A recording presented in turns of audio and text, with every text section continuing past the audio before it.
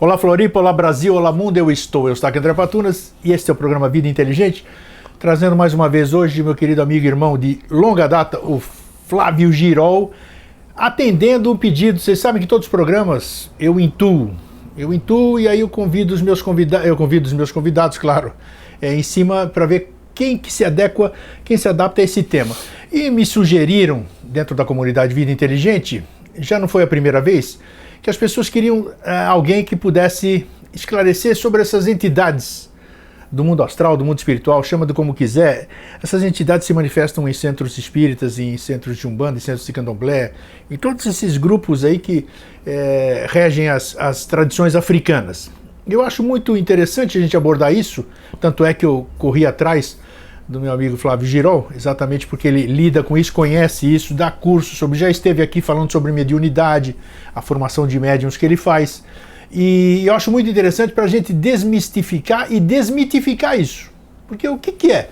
Aí as pessoas falam hoje Exu, nossa senhora, tudo, já tem aquela impressão horrorosa, gente feia e não sei o que, vê aquelas coisas nas esquinas e fica todo preocupado porque já falaram isso e aquilo, ó, não passa ali, passa do outro lado da rua, aquele negócio vai te pegar, não chuta aquilo, senão você está ferrado. Não, você pode sujar o pé se chutar, exatamente, né? Tem farofa, tem alguma coisa. É isso aí. Então, e o que é isso aí? Quem são as crianças? Quem são os baianos? O que é preto velho? O que é caboclo? O que é ori?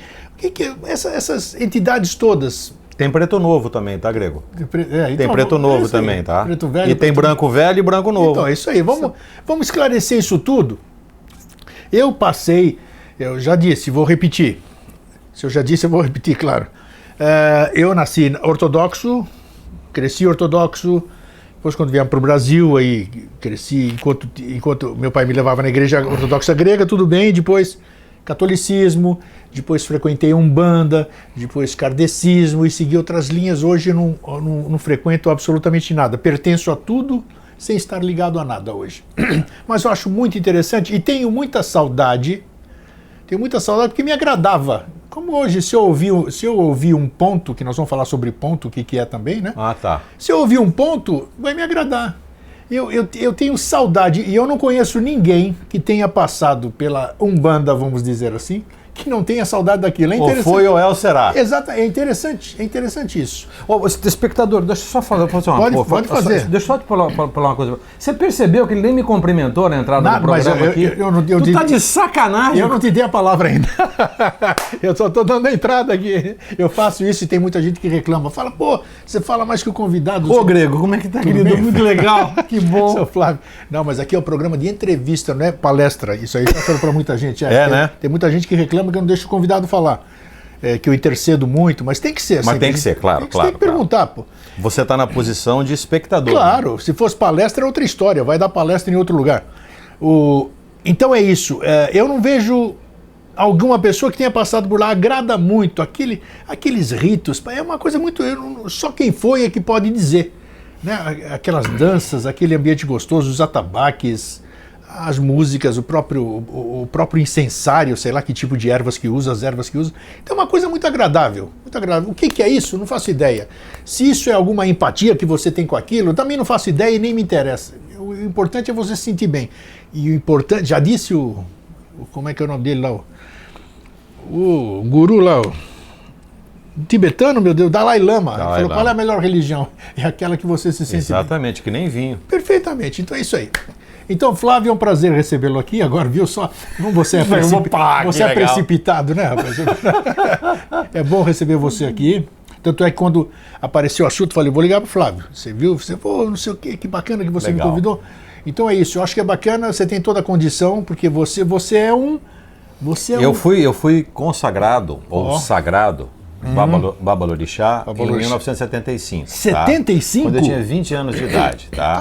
E desde essa época eu fui consagrado, fui feito no santo, como eles dizem, né? Sim. Pelo meu querido e amado, já falecido pai Mário de Oxóssi. Ele me deu a coroa na cerimônia. E por conta das circunstâncias, enfim, eu acabei não seguindo carreira como dirigente, mas militante permanente ao longo desses 41 anos, 50 anos. 75? Não, eu tô com Não, 76. você não. O ano que você foi. Ah, tá, pois é. Foi em 75. Nossa, faz muito eu estava tempo. com 20 anos de idade. Então, desse período para cá, eu sempre, desde os 14 anos, dedicado à doutrina espírita, né? Fui carregado pela mão da minha tia. E também de uma família católica, apostólica, romana, praticante. A minha avó queria que eu fosse para o seminário, eu ia ser um padre. Não ia dar certo. Não, né? Não ia prestar. Padre Flávio não ia dar certo. Não ia prestar. Tá tudo certo assim. Tanto é, para você ter uma ideia, Grego, tanto é que nas primeiras manifestações dentro do ambiente do ilê, do terreiro, eu vou falar terreiro porque todo mundo sabe essa palavra. Uma das primeiras manifestações que deu, que a gente chama manifestação de esquerda, foi um sacerdote e que hoje nos acompanha, nos orientando, e é um sacerdote, é um padre. É o teu guia, digamos assim. Vou dizer que seja assim, nos acompanha prestando seus serviços no âmbito espiritual. Vamos começar pelo começo, já que você falou que você é um babalorixá. Babalorixá. O que é um babalorixá? Tem o babalaô e o babalorixá. Então vamos dizer que a palavra baba, tá? E no Yorubá são as duas sílabas tônicas. Yorubá é a linguagem africana, né? Isso. Vamos fazer um Vamos lá, pode por onde você quiser. O Yorubá é a língua falada pelos Yorubás, tá? Ou Yorubanos. É um conjunto de etnias, tá? Nigéria, Togo, Benin, Serra Leoa, enfim, é uma região, na região meridional da África, tem um grupo étnico. Eles não são organizados como o Império Romano, por exemplo, como o Império Celta, Império Grego, nada dessas coisas, mas são etnias que se interligavam nas suas inter-relações até comerciais. E que dali surgiu uma língua que ela até 1980 ela não tinha uma transliteração não era uma língua escrita, ela é uma língua de tradição oral. E essa língua, enfim, e dentro do contexto dessa língua existe a forma pela qual aqueles que são os sacerdotes e dirigentes de uma tribo especificamente, utilizam esta língua não só para se comunicar dentro do contexto de comunicação, mas também é a língua com que eles falam com as divindades. É a língua dos orixás. A língua dos orixás, perfeito. Presta atenção. Então, dentro de vamos dizer, de uma casa de santo, trazendo já para o culto, né? Existem três personagens importantes. O babalaô, que cuida do destino das pessoas. Vou explicar em seguida. O babalorixá, que cuida dos aspectos espirituais. E é também a Ialorixá. Iá é mãe, Baba é pai. Então, a Ialorixá ou a babalorixá é aquela pessoa que é a mãe de santo ou pai de santo que vocês provavelmente já devem ter ouvido falar. Tá? Então, existe dentro do movimento umbandista um pequeno errinho sintático que a gente chama. Quem é a babá do seu terreiro? A babá é a mãe Tânia de Iemanjá. Quem é a babá do seu terreiro? Então, a palavra babá acabou ficando um ajustamento para a mãe. Sim, quando seria, na verdade, o pai, né? O pai, né? Bom, feito... Então esse é o indivíduo que cuida dos aspectos ritualísticos da casa, né? Das relações com todo o aspecto ritualístico. O babalaô, começando por ele, é aquele indivíduo que, quando a criança, isso dizendo dentro de uma comunidade iorubana. Claro. A partir do momento que a criança nasce, a mãe leva essa criança, nos primeiros 7 dias, para o babalaô jogar para essa criança. Jogar o quê? Búzio? Ifá. Ifá. Que é um jogo com 4 contas, lado a lado. Isso é uma das coisas mais surpreendentes da doutrina grega. É uma coisa super legal. Se você combinar 4 contas, 4 a 4, isso vai dar 256 combinações. Estou falando de matemática. Sim, tá. 256 combinações é um trecho de um DNA.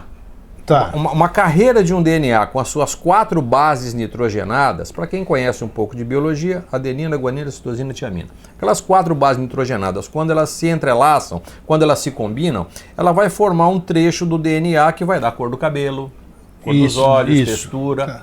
inclusive um status funcional de como esse organismo funciona. Aí começa a história. Ele vai fazer esse jogo algumas vezes e vai, através do jogo, fazer o sequenciamento do DNA da criança. Grego, eu estou falando de 14 mil anos de história. Beleza, mas o que é esse, essa conta é constituída do quê? Da leitura de como essas conchas caem. Se cai conchas, são conchas. São sementes, né? Sementes, são tá. São quatro sementes. Sementes específicas? Sementes específicas. É a hora que elas caem, cada culto tem uma semente. Alguns jogam até com pedras, né? Sim, com isso. cascalhos e tudo mais. Mas ao jogar, a probabilidade dela cair a probabilidade de cair de virada para cima ou virada para baixo é de 50%. Claro. Tá certo? Então são 8 possibilidades, né? 4 elevado à oitava, todas Perfeito, essas isso possibilidades. Pois bem. E ele faz isso várias vezes. Para que isso? Para dizer para a mãe: olha, mamãe, o seu filho.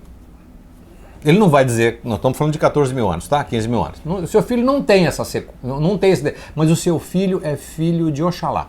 Ele é capaz, então, de identificar isso no jogo. Tá. É para isso que ele nasce. Ele nasce, cresce, treina a vida inteira. Esse é um babalaô, ele não incorpora, ele não dá passagem para santo, nada. Tá. Ele só cuida do destino das pessoas que são nascidas. Entendi.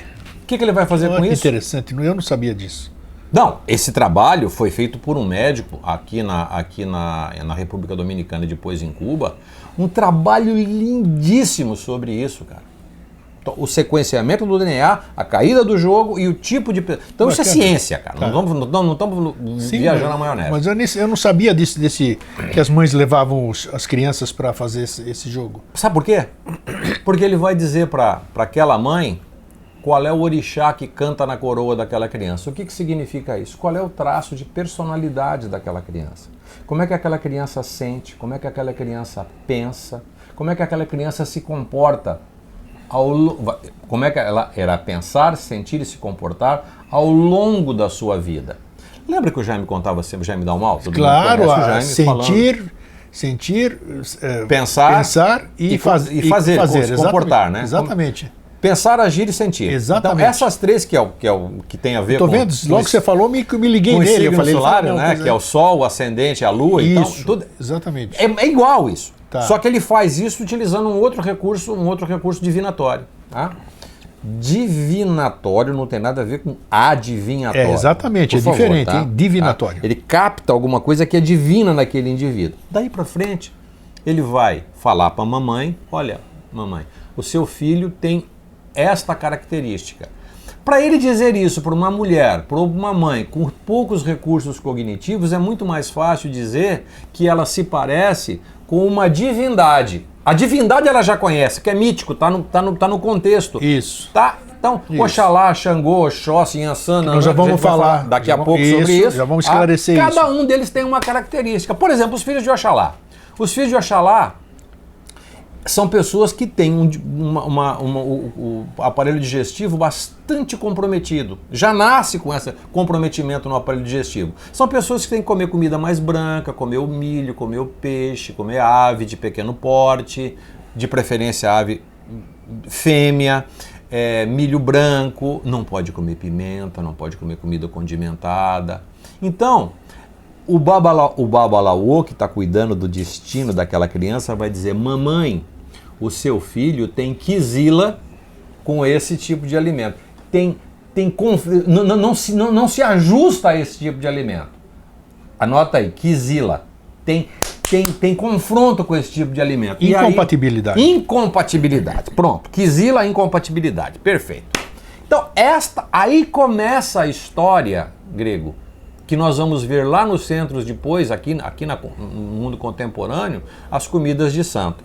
Então ele vai passar essa informação para Ialorixá, ou para o Babalorixá. Então agora eu vou cuidar do seu espírito. Sabendo que você já tem uma boa constituição, já sabendo da sua constituição física, psíquica e mental, eu vou cuidar agora do seu espírito. Eu vou assentar o seu espírito para que ele se manifeste nesta existência. Este é o conceito sintético e analítico do culto iorubá. Mas para isso, só para interromper um pouquinho, isso não quer dizer que essa criança vai ter que desenvolver, vai ter que fazer isso ou aquilo, né? Não. É só uma identificação. É só uma identificação. Perfeito. Então, você, Grego, você tem um tipo característico, eu não vou falar o teu santo aqui, tá. Mas ninguém tem o... Mas você tem um tipo característico e se você sabe disso, se você sabe dessa condição, você vai se alimentar de um determinado jeito, você terá algumas práticas corporais de uma determinada maneira, o seu momento de meditação e oração vai fazer esse tipo de ativação e as suas relações de amizade e afeto terão isso. Pronto, você não precisa nem dançar nem cantar pro santo agora, você não precisa para lugar, porque o teu espírito naturalmente se manifesta nessas condições. Você já vem com essas tendências. Isso. Perfeito. Quando não, o que é que você faz? Você se ajusta a um grupo que pode facilitar isso para você. Perfeito. E aí você vai para o culto. Aí surgiram todos os movimentos. Brilhante, isso mesmo. Bacana como você fez a condução. Isso aí. Sinteticamente, muito essa bom. é a noção. Bom, o que acontece agora, o que acontece no mundo contemporâneo hoje? Eu sinto muito, tá? Eu sinto muito. Por exemplo, aquelas religiões que incitam a briga e que sabe, que o inimigo, eu tenho o inimigo. O seu é melhor que o meu. O seu é melhor. Então, eu vou falar uma coisa para você, eu vou utilizar uma frase do irmão Álvaro lá do CAPC. Se a sua religião está incitando a violência, bacana, ele troca postou de isso religião. Antes de Troca de ontem, religião, foi genial, cara. exatamente. É. Se está incitando a violência, troca de religião. Troca se ela porque identifica não é boa. que você tem muitos inimigos, troca de religião. Vai para o lugar onde você tem amigos, cara. O Gregório, eu tenho certeza absoluta que tem uma meia dúzia de pessoas que não gosta de você. Pô. E eu tenho certeza que umas 7, 8 também não gosta de mim. Com certeza. Cara, eu afirmo para mim e para ti, nós não temos inimigo. Nós temos pessoas que talvez não incitamos. Não cruza o santo, como a gente Não cruza o diz. santo, porra, mas nós não temos inimigo, cacete. É isso mesmo. Pô, a gente tá de boa, não estamos aqui incitando ninguém a fazer. Então, algumas doutrinas fazem isso, principalmente conosco, que somos cultuadores dos orixás. Nós somos inimigos dessas doutrinas. Eu sinto muito, tá? Eu sinto muito. Nós somos inimigos dessas doutrinas. Eu sou, nessa hora eu me coloco como babalorixá, ou como dirigente, ou sei lá, eu não sou dirigente umbandista, não. Eu tenho eu estou vinculado ao movimento umbandista. Eu para algumas pessoas talvez seja inimigo. Que pena. Tudo bem, cada um, né? Que pena. Deixa cada um no seu processo, como eu digo. Não me queira como inimigo. Eu vou rezar nas tuas costas. Era só o que faltava, não. É tão fácil viver bem, né? Claro, Puxa lógico. Puxa Se vida. não tá afim, não tá, porra, cara, na boa, vai lá. Segue o seu trecho. Segue isso aí. Todo mundo tem direito de ser feliz no seu lugar, certeza. né? E a Umbanda, o Candomblé, todas as doutrinas de matriz africana agora, Grego, falando sério mesmo, cara, nós recebemos todos de braços abertos. Nós não fazemos distinção de quem quer que seja. É preceitual. É preceitual. É do culto. Eu respeitar você pelo que você é. Eu tenho que te reconhecer pelas suas virtudes. Se você é filho de Oxóssi, ou filho de Xangô, e eu sou filho de Ogum, filho de Inhaçã, seja o que for, tá? As nossas convergências é que vai levar-nos para um processo de crescimento mútuo. Eu preciso de você para que eu cresça. Você precisa de mim para que você cresça. Nós dois juntos temos uma responsabilidade muito grande no ambiente em que nós vivemos. Olha o que nós dois estamos fazendo para essas pessoas que estão nos assistindo. Eu tenho certeza absoluta que isso tem um valor inestimável para algumas pessoas. Pode ter, pode crer. Eu não tenho dúvida disso. Eu não saí eu não me desocupei das minhas coisas hoje para estar aqui para estar de sacanagem. Te agradeço. Eu tenho outras coisas para fazer. Claro. Tá? Claro. Então, este é uma das coisas que a gente deve cultuar. Isto é preceitual dentro do santo. Antes de você dar sequência... Ser umbandista dentro do terreiro é fácil. ser um bandista fora do terreiro é um pouquinho mais difícil. Ah, isso aí também é. Assim como outros caminhos é igualzinho, né? Na prática a teoria é outra. É isso aí. Falam muito, antes nós vamos falar, eu quero que você fale sobre cada uma das entidades, o que é um orixá, tudo isso aqui, mas espera um pouquinho. Eu quero te perguntar antes, muita gente fala, e eu já passei por isso, e posso falar, porque eu passei. Eu não posso defender tudo porque eu não sei de tudo. Mas dizem que algumas dessas pessoas que não cruzam com a doutrina, vamos dizer, com a Umbanda, com esse tipo, dizem que é o astral baixo, que é a mais baixa das coisas, que seria uma coisa bem densa. O que você tem a dizer sobre isso? Espera um pouquinho, deixa eu entender a pergunta. As pessoas que... A maioria das pessoas que não militam dentro da Umbanda, exatamente, tá, ou do animismo, ou do espiritismo, assim tudo, certo, usam como argumento que são energias ruins, são energias do mais denso que pode existir. A maior densidade, quer dizer, fala-se, e nós vamos falar aqui também, fala-se de umbral. Quando você fala de umbral, todo mundo pensa a casa do capeta, todas aquelas coisas horrorosas. Para não falar outra casa. Não, exatamente. Então, dizem que é o que mais... é o mais denso. Existe o denso e existe o sutil, né? Você sabe bem. Por que existe essa impressão e por que existe, você não pode dizer, porque é a opinião de cada um. Mas o que você diria para que... O que faz com que as pessoas pensem perfeitamente. Por que elas pensam assim e qual é a verdade sobre esse aspecto? Nós temos necessidade, o mundo espiritual, as 7 linhas, que nós vamos falar das... Nossa, tomara que... Vamos ver se a gente vai ter tempo de falar isso tudo, né? O que são as 7 linhas, tudo isso aqui? Todo mundo nasce médium. Médium significa intermediário. É a capacidade que nós temos de nos contar com nós já conversamos sobre isso numa vez anterior. Então não significa necessariamente que eu tenho que incorporar, fazer aqueles... Não, absolutamente. É um intermediário, pode ser com qualquer coisa. Então é necessário você ter consciência desses reinos, que muitos consideram densos e baixos. Que importância eles têm na nossa vida? Pois então, vamos por partes, como dizia Jack, o Estripador. O Estripador, Olha só, quando você não conhece alguma coisa, é natural que você faça um julgamento daquilo. E esse julgamento é baseado nos seus preconceitos. Isso, perfeito. Se você é uma pessoa, eu já vou na lata, tá?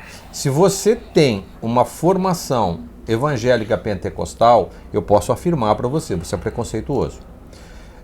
Desculpa, eu estou me responsabilizando pelo que você fala, tá? Claro. Pelo que eu estou falando, tá? Existe um preconceito nesse... Por quê? Porque a mediação do processo ligado a questões espirituais se baseiam explicitamente em trechos específicos do Antigo Testamento, principalmente do Evangelho de Oséias. Oséias era um ignorante, mas era um profeta.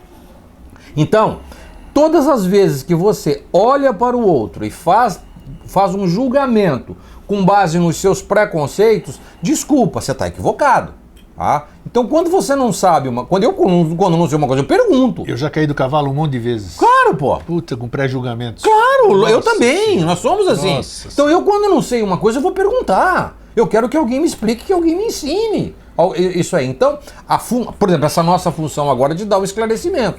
Então, dentro do culto, quando você não sabe, você faz julgamento. Então, dentro do culto do candomblé, o molocô, a maziangola, umbanda, todos aqueles movimentos religiosos cuja matriz é uma matriz africana, que veio para o Brasil especificamente, que é cultuado em outros tantos países hoje, nós temos 300 milhões de adeptos do movimento da cultura iorubá. São 25 milhões de falantes fluentes em iorubá no mundo. Tá?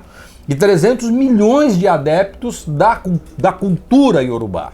Pois bem, muito bem. Então aí, o que tem nessa cultura de tão importante? Ela diz o seguinte, que nós nascemos sobre influxos divinos. Cada um de nós tem uma personalidade, como disse no começo, nós agimos, pensamos e sentimos de um mesmo jeito. E para identificar esse aspecto virtuoso e até vicioso em nós, criou-se um arquétipo para designar os 7, são muitos, mas eu vou dar os 7 que todos nós conhecemos. Isso. Todos nós somos uma pessoa que temos fé.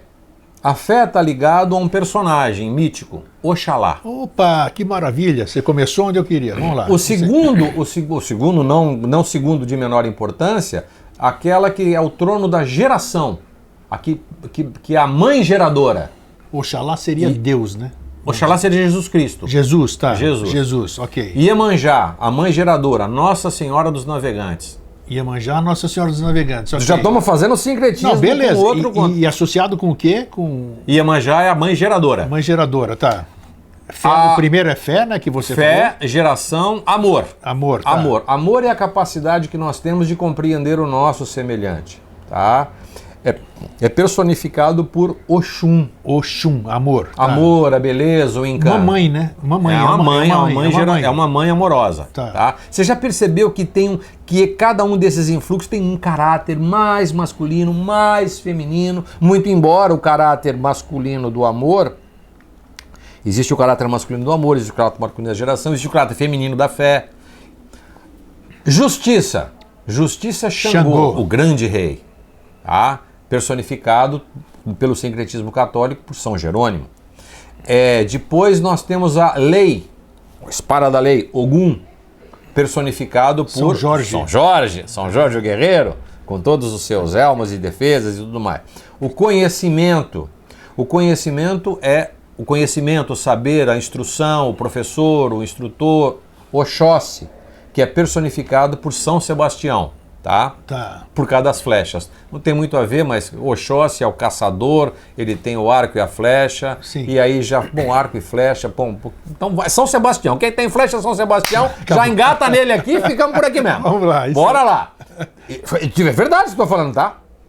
E depois, Nanã, que é Nossa Senhora da Conceição. Nanã é a mãe transformadora. Nanã. Transformadora. É aquela mulher, a mãe das águas paradas, da transformação. E depois da evolução, que é Obaluaê, que é aquele orixá coberto de palha. É isso. Isso, personificado por São Lázaro. São Lázaro, Obaluaê é São Lázaro. Obaluaê é São Lázaro. E, gente, eu fiz aqui um Sim, resuminho claro. breve para que você consiga compreender o que é uma manifestação divina e um sincretismo com os santos. O que a doutrina católica fez? Exatamente isso. Quando colocou os santos dava a santificação a Santo Antônio, São Jerônimo, Nossa Senhora, São Jorge, enfim. Esta santificação facilita muito mais para a nossa compreensão, para o nosso entendimento, para a nossa cognição, eu reconhecer alguém que arquetipicamente se parece comigo. Entendi, claro. O arquétipo ele é muito mais, se comunica melhor comigo. Perfeito. Então nós vamos fazer o seguinte, Santo Antônio é um grande orador. Um grande evangelizador. Eu nasci, minha avó me entregou para Santo Antônio como eu sou afilhado de Santo Antônio. Sim. Então, para mim, a figura do Frei Antônio, de Santo Antônio, é sempre uma figura que quando eu me remeto a ele, puxa vida, eu estava vindo para cá agora, eu fiz uma oração matinal. Claro, me acompanhe, me oriente. Me inspire para que as pessoas ao me ouvirem possam, sabe, receber essa boa nova, o evangelho, através de ti, meu capitão. Guardião, né? Você sabia que Santo Antônio estava na folha de pagamento do Exército Brasileiro, da mesmo? família real, durante um bom tempo? E olha, Santo Antônio desencarnou no século XIII. Ele era o patrono do Exército português. Quando a família real veio para cá, ele entrou como capitão, tinha o soldo como capitão na folha de pagamento do Exército. O santo casamenteiro. Cara, eu queria saber quem foi a encalhada que achou que Santo Antônio era casado. Santo Antônio é um erudito, gente. Santo Antônio é um homem das letras. Você sabia essa história do casamento dele, né? Não sabia não. Ele era um filho de pai rico, né? Sei. E a devoção dele por Maria era uma devoção, eu falo que era uma devoção virginal, mas eu acho que ele nutria por Maria um amor platônico. E eu acho isso muito bonito, porque o amor em todas as suas manifestações é maravilhoso.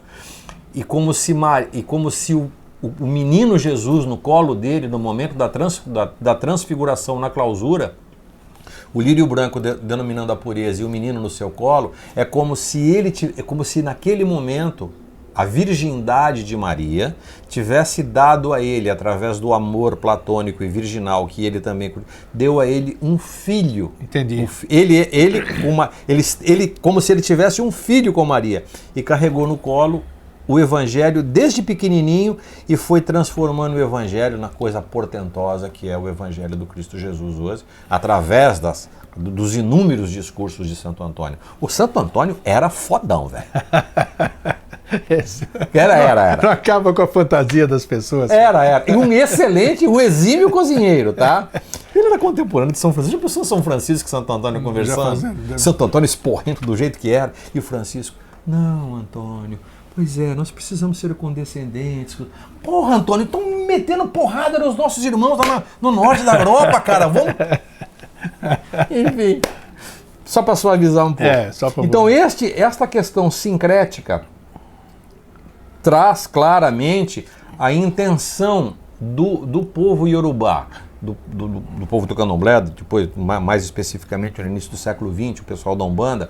Esse sincretismo facilitou muito, primeiro,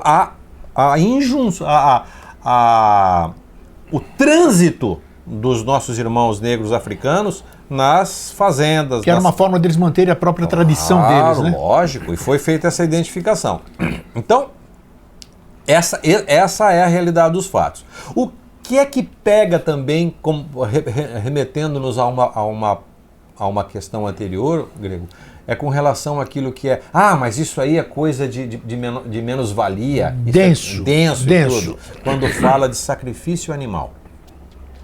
Cara, quando fala de sacrifício animal, as pessoas sapateiam. Bom, eu não sei a que hora que você está assistindo isso, mas provavelmente você que comeu hoje um filé de frango, ou mesmo uma picanha fatiada, um filé acebolado, alguma coisa, eu posso te assegurar que dependendo de onde você comprou essa carne, ela foi morta com requintes de crueldade. Dentro do culto ao santo, nós não podemos, ao preparar um animal para ser sacrificado, o sacro ofício... Sim, sacro ofício. Sacro ofício, no momento, ele vai ser sacrificado, ele não vai ser violentado. Então, eu faço alusão aqui à farra do boi aqui em Santa Catarina. O que se faz depois de você produzir aqueles momentos de violência, em que pese o fato de ser a tradição do local? A violência, incitando o boi à morte, chicoteando, batendo, fazendo. A carne se contamina com um elevado grau de... Nossa, adrenalina. De adrenalina. Tudo. O que é que eles fazem com o boi depois? O sacrificam com crueldade. Crueldade, claro. E depois comem essa carne. Isso. Essa carne está altamente contaminada. As pessoas que comem essa carne passam uns 2 ou 3 dias incitados com uma ira, com uma raiva, com um sentido de morte. É impressionante isso. Por outro lado, meus amigos, minhas amigas, telespectadoras, dentro do culto ao santo, quando nós preparamos um animal para ser oferendado dentro de um altar de sacrifícios para homenagear um filho de santo que está se tornando um sacerdote, que está passando pelo seu aspecto de evolução sacerdotal, nós temos o cuidado de manter esses animais muito bem alimentados, com tranquilidade, com conforto e com... Eles serão sacrificados depois de pelo menos 24 horas de jejum destes animais. Eles terão um tempo para diminuir os seus níveis adrenérgicos para 0. E a pessoa responsável pelo sacrifício desses animais nasceu já de primeira idade responsável por isso. Ele vai passar a vida inteira dele sendo treinado para ser o que a gente chama Ogã de faca. Ogã, tá. Esse menino vai nascer. Primeiro que ele vai estar com Ogum muito bem aspectado no céu. Ele tem a mão de faca. Ele é o grande cirurgião. Ele é o indivíduo, geralmente é homem que faz isso. Tem mulher também, mas mais é homem. Ele é responsável por fazer as incisões nas áreas específicas dos animais para que eles não sofram. Se você foi a um culto, se você foi a uma cerimônia, aonde os animais gritam, urram, piam com dor e com sofrimento, pode ter certeza, ali não é um lugar que se cultua isso. Então, ao fazer o sacrifício desses animais, recolhe-se aquelas partes, por exemplo, a cabeça, as patas, o quarto dianteiro, o quarto traseiro, faz-se algo oferendado no altar e o alimento é preparado com muita cerimônia, e esse alimento, com todas as suas partes, o víscero, o sangue, a carne, enfim, é oferecido para o adepto naquele momento como uma oferenda, como uma honra àquilo que ele está. Porque aquele alimento, como eu disse no começo, é o alimento adequado para que o seu pensar, o seu sentir e o seu agir estejam exatamente adequados. Tá? Então, este é o sentido do sacro ofício. Muita gente deve estar pensando agora aqui, que está nos assistindo, que fala, puxa, não era necessário nada disso, por que se faz esse sacrifício? Por que é o sacrifício? Eu vou lembrar aqui também que qualquer religião que você veja, até a própria, a maior delas, que é a católica, né? Uhum. Você vê que no passado, ali na história, na Bíblia, vamos dizer assim, tinha sacrifício de monte. Sim, claro. Então ninguém pode falar mal de sacrifício. Mas agora, por que o sacrifício? Qual é a necessidade? Eu tenho uma notícia para te dar, Grego. Então me dá. Que é o que estão me perguntando. Tranquilo, eu capto tudo aqui que estão querendo perguntar. Por que a necessidade disso? Eu tenho uma notícia para te dar e para te dar também. Para você viver, alguém vai ter que morrer. Isso é verdade. Porque, é inexorável. A nossa condição existencial planetária, eu não sei em Júpiter e em Netuno como é que é. Aqui é assim. Mesmo a você planta, vai, né? Exatamente. Planta, Se você tirar uma cenoura do matou a cenoura. Matou a cenoura, com certeza. Ela tem um axé enquanto está ali. Você vai se alimentar desse axé. Ela vai transferir essa energia para lá, tá? Então, se você captura essa cenoura de qualquer jeito, faz, e não tem nenhum cuidado com o preparo, não é muito diferente de você esquartejar uma galinha ou ensanguentá-la. Tem que te dar razão, não tem, é inquestionável. Então, isto é uma questão ética, é uma questão moral até. Tá. Porque, olha, gente, para que eu viva, alguém vai ter que morrer. Para que você viva, alguém vai ter que morrer. Tem pessoas, tem adeptos dentro do santo que são necessários apenas um animal pequeno numa oferenda. Se você me diz, é desnecessário isso? Não. É necessário. É necessário. Faz parte do rito. Isso é preceitual. Se você discorda disso, isso é uma questão pessoal sua. Dentro do nosso movimento, dentro daquilo que é preceitual, é assim que é feito. Por favor, nos respeite. É simples assim. É a mesma coisa que eu convido você para ser sócio de um clube. Ô Grego, nós temos um clube de campo aqui e tal, não sei o quê. Você é sócio do clube. Só que você não pode andar sem camisa. Pô, mas como é que eu vou jogar? Como é que eu vou nadar? Não pode andar sem camisa. Pô, mas como é que eu vou nadar sem camisa? Isso não tem nexo isso. Bom, para você ser sócio do nosso clube, você vai ter que andar de camisa. Não pode andar sem camisa. Essa é a regra do nosso clube. Religião não é diferente, cara. Doutrina não é diferente. Preceito doutrinário não é diferente. Então, você pode não concordar, mas dizer o certo e o errado está muito ligado a princípios éticos e morais, já diziam os nossos filósofos gregos. Então, eu não me coaduno com qualquer tipo de requinte de crueldade, de jeito nenhum. Não, isso para mim não, porque é um ser que está, naquele momento, ofertando a sua vida e transferindo o axé dele para mim. Assim como uma cenoura, uma beterraba, um frango. Você usou uma palavra aí que é muito usada. O que é o axé, hein? Que todo mundo axé fala. É energia, é o energia vital, prana, maná. Tá, é o nome que se usa. É o nome que se dá para isso que se precipita do céu, tal qual uma chuva delicada que se impregna nos alimentos de uma maneira e é transformado, que se impregna nos axé, alimentos. Prana. Podemos dizer. Então tá. É prana. Outra. Ok? Tá. Orixá é a vibração de coroa. Axé é a energia. Ok. Tá? Vamos falar um pouquinho, Flávio, das entidades agora. Eu vou numa casa espírita, num centro de Umbanda, vamos dizer assim. Cada dia parece... Existe dia das entidades ou não? Gira de preto velho. Gira de preto velho. Então, Eu queria ir numa gira de preto novo, cara. Eu nunca vi de preto, só de gira de preto velho. Fala um pouquinho sobre isso, sobre esses dias, por que esses dias, por que essa vibração. Okay. Bom, primeira coisa, vamos o que cada um faz. O que cada um faz. Vamos entender primeiro a diferença entre orixá e Egum, orixá e entidade espiritual. Sim. Orixá é uma vibração de alma, então nenhum adepto recebe o orixá. Ele já nasce com ele, então de tempos em tempos ele manifesta. Hoje tem gira de orixá. Tá? O que é uma gira? É uma cerimônia onde os adeptos todos vão manifestar os seus orixás, através do canto e da dança. O Ogã que toca o atabaque, que faz o ritmo, ele produz uma ação anímica naquele indivíduo que faz com que o seu agir, o seu modo de agir naquele momento, através da dança, ele vai manifestar... É o que dá liga, né? Que dá liga. Exatamente. Que dá pegada. Dá pegada. É interessante. O tambor é isso. Pô, o tambor é foda, velho. Dá uma boa, velho. O pau pega e não alivia. É mesmo. Ah, cara. Muito bem. Aí você... Muito interessante nesse momento, todas as pessoas que fazem parte da assistência, os demais membros da comunidade, se sentem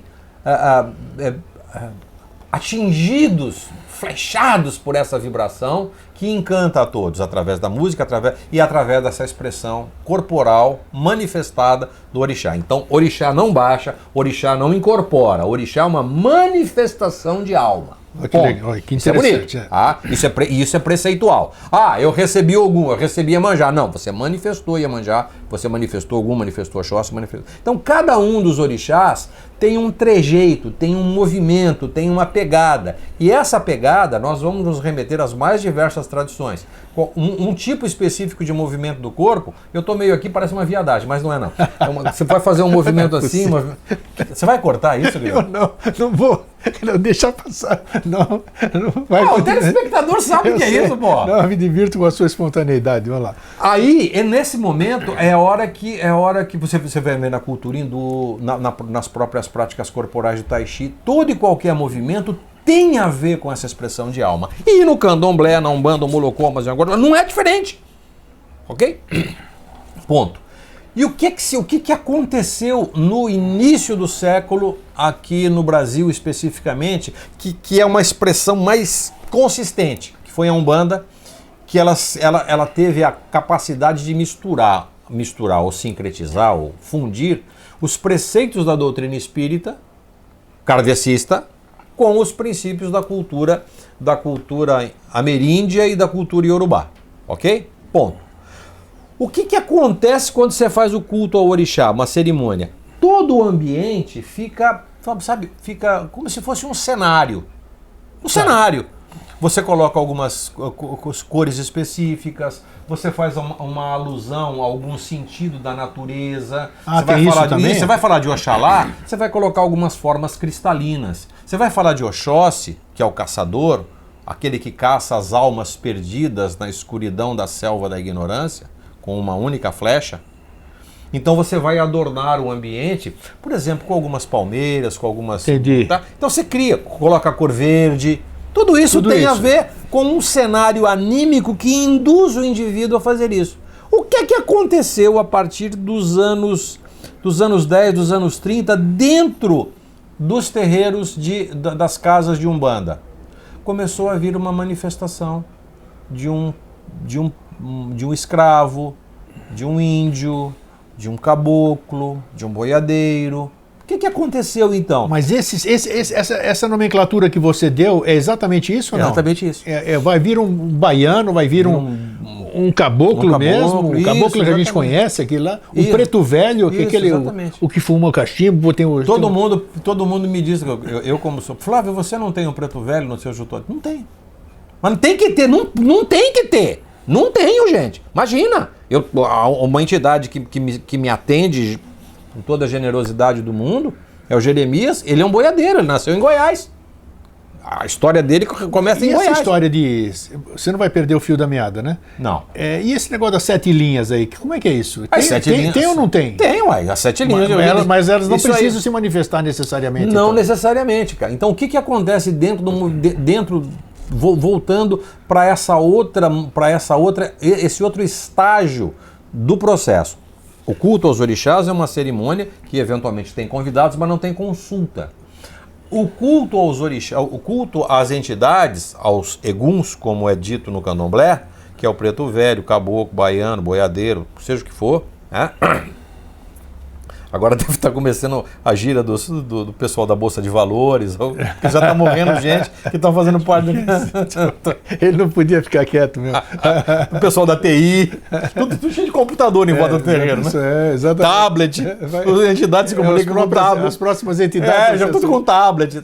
Então você ambienta o local com elementos alusivos a essas entidades. Por exemplo, se você vai, o espaço destinado aos nossos irmãos escravos que desencarnaram sob condições até de crueldade e tudo mais, essas entidades eram entidades muito simples, que tinham um caráter de relação extremamente amorosa. São indivíduos que são entidades que, quando manifestadas, nos incitam predominantemente à fé. Então é uma vibração que, via de regra, não é sempre, via de regra, tem a ação ordenativa de Oxalá. Lembra que o Oxalá, personificado por Jesus, que tinha a ver com a fé? Então, essa irradiação do orixá no âmbito do culto agora, leva o indivíduo, ao se sentar na frente daquele médium que está ajustado a essa vibração manifestada, ou por uma entidade espiritual específica. Atenção agora, olha aqui, presta atenção aqui. Ou por uma entidade, sim, ou por uma vibração recolhida de um espaço, de uma área dimensional que tem a ver com essa entidade. Isso não diminui a ação mediúnica desse indivíduo, desde que ele esteja absolutamente ajustado e passou por um treinamento e formação mediúnica adequada. Agora você falou tudo. Porque você tem uma entidade. Esse não vai mistificar nunca. Não! Agora, eu sou um Zé Ruela qualquer, então. Então, todo aquele eu posso falar de onde vem isso aqui? Pode, ué. É da quinta dimensão. Onde estão todos os fenômenos lumínicos ali. Eu vou falar baixinho para não... Talvez as pessoas... É na quinta dimensão, onde estão os estados informacionais, formas vivas e ativas e pensantes, e permeiam também entidades espirituais agrupadas por ordem vibracional. É a quinta dimensão. Não é a sexta, 13ª, nem a menos 21. É a quinta dimensão.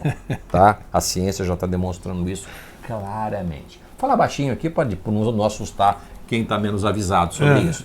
Então, vem um indivíduo, hoje é gira de caboclo. As giras de caboclo, que são os índios, eles têm uma ação mais de limpeza, de reequilíbrio do campo áurico, reconfigurar estruturas energéticas. Tá? Então, vibracionalmente vem sobre a ação ordenativa de Oxóssi. Então, o terreiro, a gente coloca alguns alguidares com frutas, ambienta o terreiro com essa. Os médios já têm os seus colares com cores talvez um pouquinho diferente. Os colares naturalmente designam o estado evolutivo. Chamados de guias, né? Isso. Esses colares são as guias. Então cada um tem a sua, cada casa de santo tem a sua peculiaridade. Isso também não é alguma coisa de maior importância, tá? Tem alguns lugares e quanto maior a tua guia, mais fodão você é. Então, aquele negócio penduradão, quando você chega lá, entra com secto e aí depois tá tão pesado que no meio do trabalho você vai ter que tirar. Então, faz uma guiazinha pequenininha, tudo bem, de boa, tá? Cara, pesa aquilo, eu vi uma guia, velho. Uma vez eu peguei uma... É verdade, aquele negócio penduradão até aqui. É cara, incrível. Tem mais guia, mais medalha que de uísque, cara. Garrafa de azeite. Pá. Desculpa, mas é assim. Tá? Quem já foi sabe Quem já foi já sabe como é que é. Pois bem, então, se dentro de cá existe uma ambientação para isso. E aí chegamos a esse... O que no momento da consulta, ao indivíduo que aporta a uma casa, ele vai buscando um sentido de esperança, ele vai com o coração com uma súplica igualzinho fiel na igreja para pedir para o seu santo lá. Exatamente igual. Ele vai para o joelho, fica frente a frente com o seu santo, com aquele orixá Exato. e suplica por isso. Então, no terreiro, na casa de santo, no ilê, que é a mesma, assim, não são sinônimos, o indivíduo, quando se acocora na frente de um preto velho, se posta na frente de um boiadeiro ou de um caboclo, ele está naquele momento, só que aquilo está materializado para ele. Ele suplica, eu suplico por uma oportunidade de trabalho, eu suplico por uma abertura de caminho, eu suplico por coisas, por uma melhora no meu momento de saúde, eu vim pedir pelo meu pai, pela minha mãe, pelo meu irmão, que está padecendo de uma condição limitante, desfavorável nesse momento. Agora, pelo amor de Deus, não vai pedir para o marido voltar, tá? O traste já foi embora e você quer ele de volta, cacete? Já foi, vai embora, não vem me encher meu saco mais, pô. Pode trazer o marido aqui, cara. Olha, eu tenho um desafeto, uma pessoa que eu não gosto. Teu guia não podia fazer um trabalho para esculhambar com o outro. Cara, não é aqui não. Isso não é na Umbanda. Isto não é coisa preceitual na Umbanda. Isto não é coisa preceitual no Candomblé. Posso te afirmar isso, tá?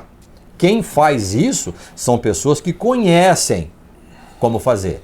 Porque uma faca é uma faca. Ela pode passar manteiga no pão, como pode ferir o seu inimigo. Isso aí. Então, cara, vai do indivíduo. Porque preceitualmente, poxa, a gente cultua a união entre as pessoas, a manifestação. Então, se você, grego, como médium, recebendo a sua entidade, o seu caboclo, eu chego para você, você se conecta com algo, você tem essa facilidade mediúnica de trazer para mim uma sacada, uma ideia, um conceito, porque eu tô em condições, não estou em condições agora. Eu te suplico que me ajude. E através do seu processo mediúnico, você me dá uma sacada, me dá um toque, me faz uma coisa. Cara, eu tô saindo dali em êxtase. Em êxtase, claro. Com um profundo sentimento de gratidão. Claro. E você tá indo embora no final dos trabalhos, a hora que você bate a tua cabeça no pé do altar. Pai de bondade e misericórdia, que bom que eu fiz esse trabalho hoje. Isso. Que bom que eu pude auxiliar o meu instrumento, né? Ser instrumento disso. E aí, eu vou lá fora, num lugar muito sagrado, e vou bater para Exu. Aí que nós íamos chegar.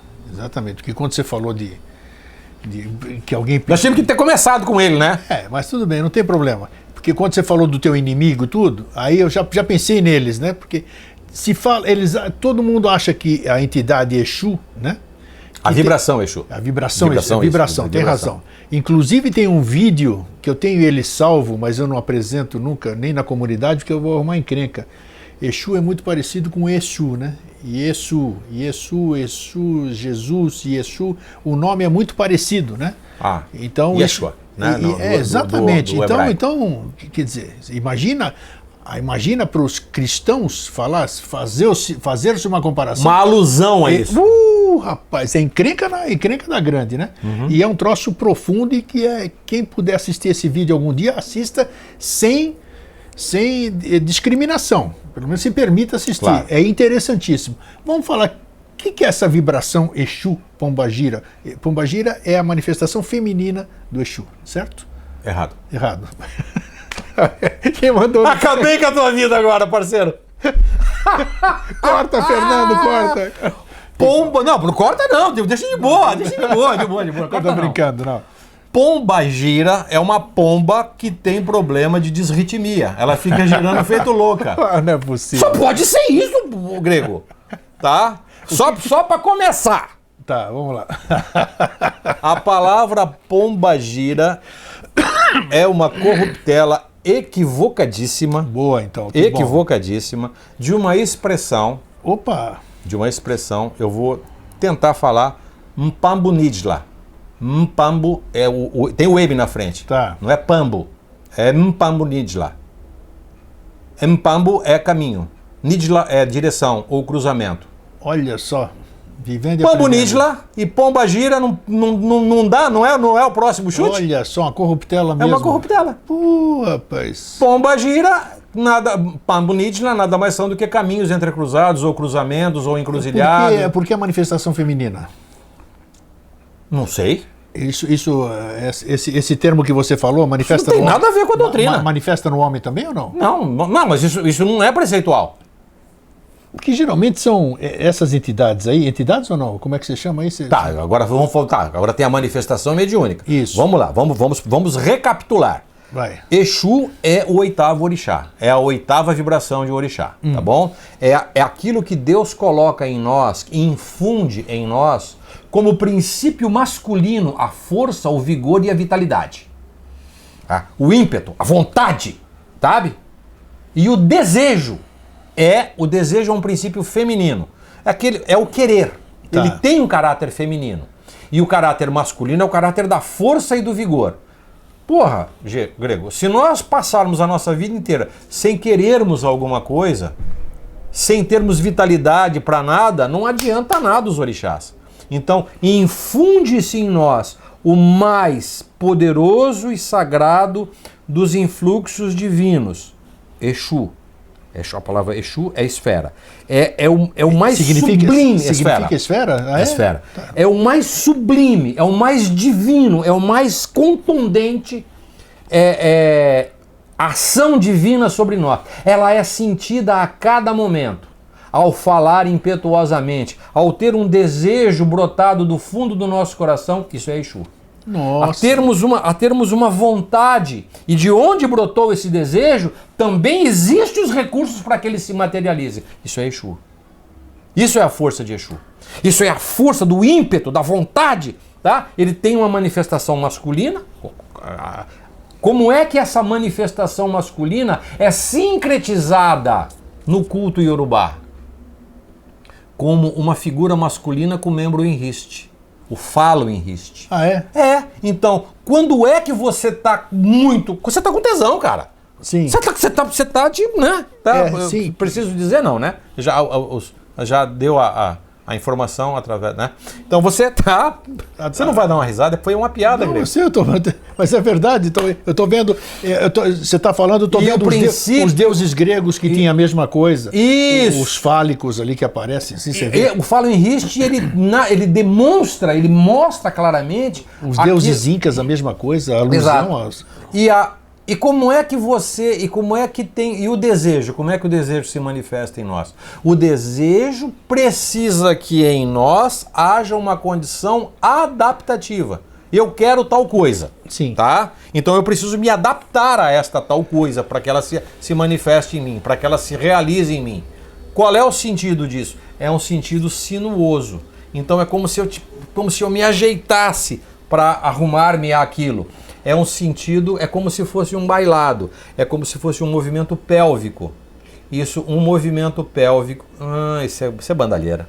Isso é mulher da vida, isso é putaria, isso é sacanagem. Geralmente isso aí tem a ver com...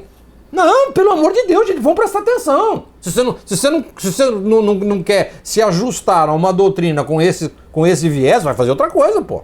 Então, esse sentido sinuoso, essa dança sinuosa, é a manifestação do princípio feminino. E o movimento ritmado para frente, que é o movimento orgástico, sim, né? do coito. Do coito, é de você manifestar a força, o vigor e a vitalidade para fazer com que aquele desejo se manifeste. Então a figura de Exu, ela é masculina e feminina ao mesmo tempo. Está implícito ali. Agora, o que acontece dentro das casas de santo? Isso. Aquela bandalheira de que homem tem que dizer palavrão, é isso tem que beber a embriaguez, tem que fumar o entorpecimento. Por que com a mão esquerda? E por que com a mão esquerda também? Por que é só? Por que a entidade fala-se que a entidade é esquerda e ele só aceita que tomar pela esquerda, que você cumprimente com a mão esquerda? Faço a menor ideia. Não faz. Não, eu tinha que perguntar. Não, estou te falando isso. Tá.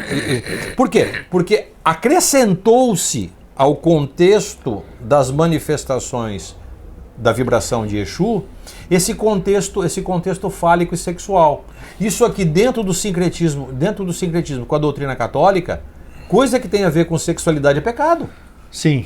Coisa que tem a ver com sexualidade é coisa do capeta. Se é coisa do capeta, é coisa da esquerda. Tá, me leva a pensar então, dessa isso forma. Não tem, não. De jeito absolutamente nada. não. Absolutamente não. Tá, e quando eu vou num lugar assim e que a entidade, ou sei lá como é que você chama... A entidade. A entidade se manifesta dessa forma, o que eu devo pensar? Não pensa nada. Nada? Você é convidado ali, você não é dono da casa. Sim, mas eu vou conversar com ele, suponhamos assim, a pessoa que vai consultar. Pois e aí, é, Grego, então a hora que você for numa casa de santo, certifique-se de que você, ao chegar ali, você está tendo boas referências, porque a Umbanda e o Candomblé hoje não tem um poder central que direciona os ditames do procedimento. Então cada um faz o que quer. Cada um faz o que quer. Você vê, hein, agora. Tá? Então nós temos no Brasil hoje, nesses últimos tempos, três ou quatro pessoas que são muito importantes. O Zélio Fernandino de Moraes, que foi o precursor da Umbanda, depois o Mate Silva, que escreveu muito bem sobre isso, posterior a ele o Francisco Rivas Neto, que é um médico cardiologista de São Paulo, trabalho maravilhoso, surpreendente, e o Rubens Saraceni, que também fez um trabalho surpreendente sobre isso. E o Rubens Saraceni deu esse esclarecimento. Ele deixou o substituto ou não, o Saraceni? Porque era uma referência, né? Agora, eu tenho, por exemplo, aqui em Florianópolis, nós temos o Elcio do Prado, que tem um trabalho muito bonito. Foi formado por ele, né? Digamos assim. Formado por ele. Tem o Alexandre Cumino, em São Paulo, que tem um trabalho surpreendente, também de formação mediúnica. Enfim, tem algumas pessoas assim que estão fazendo um trabalho muito bonito, e quando você vai às casas de santo dessas pessoas, eles seguem preceitualmente o rito. Bom, agora eu quero, entrando na reta final, eu quero te perguntar o seguinte. Porque as pessoas...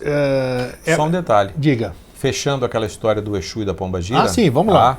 Eu vou falar Pombagira para vocês lembrarem. Tá. Então, numa casa que se bebe embriaguez, fuma o entorpecimento, diz muito palavrão, as pessoas são descorteses e falam coisas chulas e jocosas, especificamente dentro de uma gira destinada à vibração de Exu. Desculpa.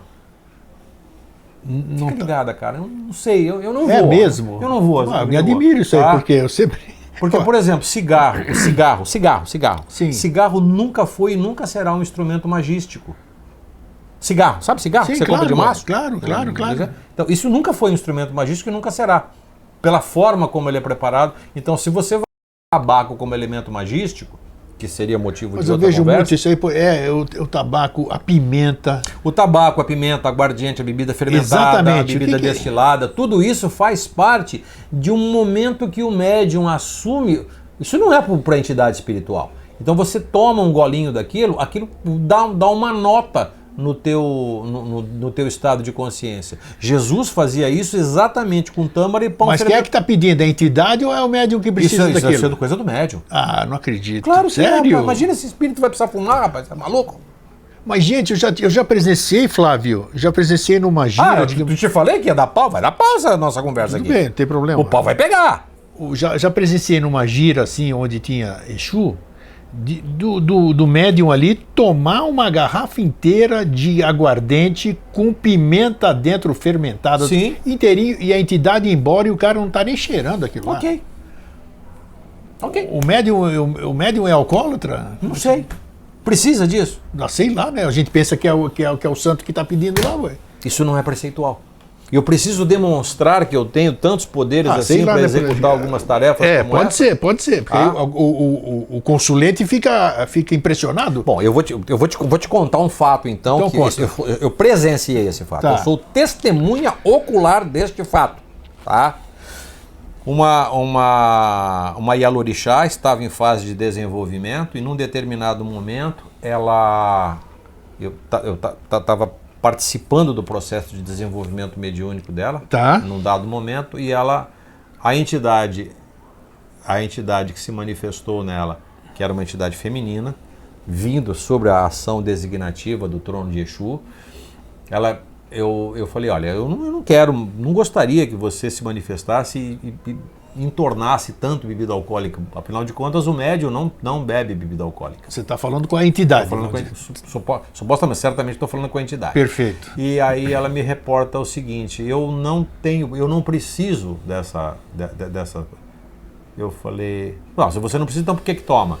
Só para você perceber que efetivamente eu estou aqui me manifestando como uma entidade para que tu tenha segurança quando vier falar comigo. Então agora eu quero beber uma taça de champanhe. Eu falei, não, imagina, não tem champanhe aqui agora para te dar. Então você pega uma taça e me traga água dentro da taça. Água? Eu preparei, fui eu que fiz isso, ninguém me contou essa história, fui eu que fiz isso.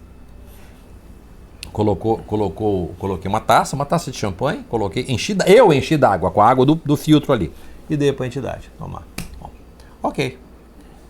Então, dentro de alguns instantes eu estou indo embora, estou subindo, estou descendo, estou indo para a quinta dimensão, seja para onde for, e eu gostaria que você percebesse o que vai acontecer na sequência. A entidade eu estou falando isso, mas ela falou de um outro jeito, um pouquinho mais peculiar da forma como ela fala. Sim. Resultado, terminou o momento ali de coisa, a entidade se desacoplou da médium. Cara, e ela começou. Eu não tô mal, não tô bem. Mas o que foi, cara? Deixou alguma... Ai, eu tô com uma ânsia de vômito, uma coisa. Um gosto alcoólico na boca. Como assim? Eu falei, vem comigo aqui. Eu acompanhei ela até o banheiro, até o toalete, né? Vomitou uma taça de champanhe rosé. Eu não duvido. O vaso sanitário é branco. Sim. Do local onde isso aconteceu. Eu tenho isso gravado até hoje.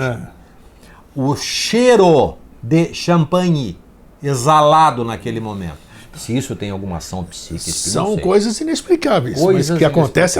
Tá? Por isso que eu estou... Então, eu sou testemunha ocular. Eu já fui testemunha de muita coisa também, tá, nesse aspecto. Então, por isso que eu te perguntei. Dentro desse aspecto, a gente vai transitar por caminhos que a gente não tem conhecimento. A gente podemos até aventar a possibilidade... Conjecturar algumas coisas. Agora, o mais importante disso tudo, Greco, nós não podemos profanar as coisas sagradas. As questões ligadas ao sagrado, elas têm uma conexão com a quinta dimensão.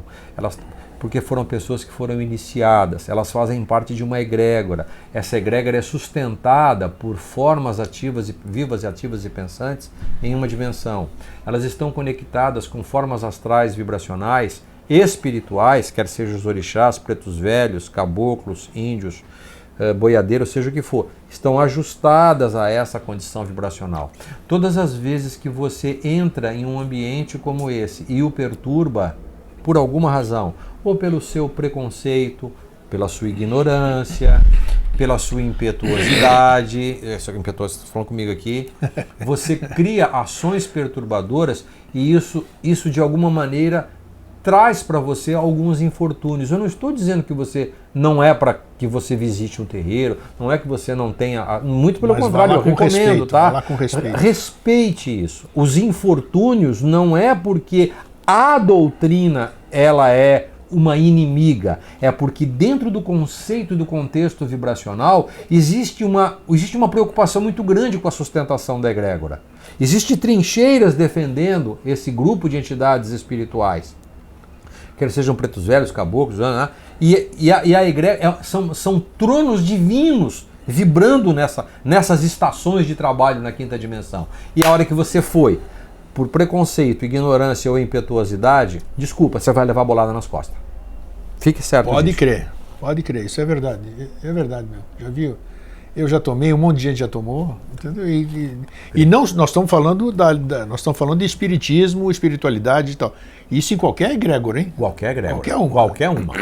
Qualquer egrégora. Você vai fazer isso numa igreja evangélica, numa igreja católica, num templo qualquer, você vai tomar do mesmo jeito, porque existem... Numa tarica islâmica. Exatamente. Não, porque existem energias que protegem aquele local. E o local é sagrado para aquelas pessoas, para aquele lugar. Então tem que se respeitar. Respeito é a palavra-chave. Flávio, genial, olha, sempre antes de você vir, eu criei expectativa, eu falei... Porque nós não temos pauta, vocês sabem, né? 12 anos não, aqui não. Então, eu falei, o que será que vai rolar? Será que vai me satisfazer? Cara, eu vou te falar, velho, eu gosto pra caramba de vir aqui, velho. Muito bom. Sabe por quê? Porque depois não é fato de boa. Não é pra questão de repercussão, porque, porra, bicho, isso aqui, a hora que eu venho aqui, minha caixa de e-mail, meu Facebook, puta, é bem top, graças a Deus. Mas não é isso. É a repercussão, cara, que isso dá. A repercussão positiva que isso dá. Com certeza, claro que é. Para um bom filho de Oxóssi, isso é tudo de bom. A gente faz o que gosta, pode pode mostrar e o objetivo é esclarecer. Ó, Flávio, nem eu, nem Flávio, somos donos da verdade em absoluto. Em absoluto. Alguém pode ter, como disse, deve ter ficado bravo, como ele tem coragem de falar um negócio desse, que não é assim, mas é isso. Pelo menos a gente instiga vocês a buscarem, a nos contradizer realmente, vai buscar contradizer, é fazer com que você levante, você se revolte com aquilo que você ouviu e vá buscar ou a confirmação do que ele falou, ou então mostrar para ele futuramente Me assim. contradiga. Exato, Flávio. Pô, Flávio, eu tô com toda a disposição do mundo de aprender. Tá aí, nós somos aprendizes, exatamente isso. Então, meu muito obrigado, eu vou trazer você de volta, porque esse tema aqui vai muito mais além.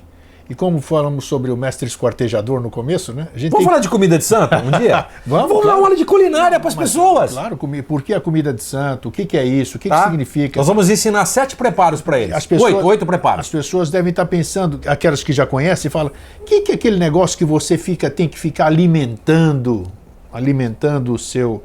que você vai lá tem aquele recipiente em cada casa ali, você vai periodicamente tem que alimentar com determinadas coisas. O que é isso? Como é que eles comem, eles não comem? Então tem muito assunto. As quartinhas? Claro. As quartinhas. As quartinhas, para quem conhece um pouquinho de magia cerimonial, são 2 homúnculos.